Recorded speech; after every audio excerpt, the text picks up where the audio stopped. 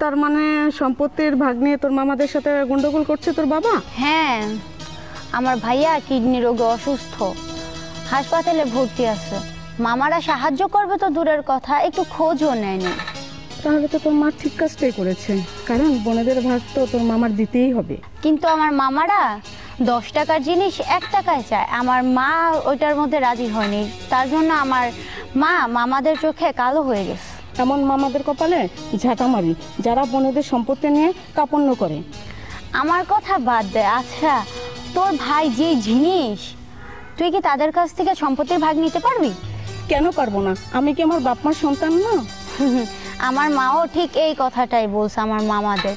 তার জন্যই আমার মামাদের চোখে আমার মা কাল হয়ে গেছে। যাই হোক, তোর আরেকটা কথা কই।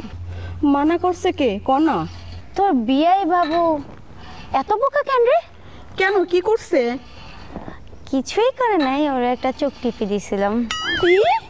হ্যাঁ, তারপরও লজ্জায় লাল হয়ে দৌড় দিছে। আচ্ছা ঠিক আছে, আমি বাসায় গিয়ে ওকে ইচ্ছে মতো টাইট দিয়ে দিব। আর না, টাইট দেওয়ার দরকার নেই, পারলে আমার সাথে দিয়ে দিস। শোন কোলে, জেনে শুনে কিন্তু আগুনে হাত বাড়ানো ঠিক না, তাহলে কিন্তু হাত পুরো শেষ হয়ে যাবে। মানেটা খুব সোজা, আমি বেকুব বাবুকে অনেক ভালোবাসি, বুঝতে পারছিস? কাজে ওদিকে নজর দিস না। নজর আমি ঠিকই দিব, প্রয়োজন পড়লে তোমার ভাইকে বলে ওর জীবন থেকে তোমাকে সরিয়ে দিব।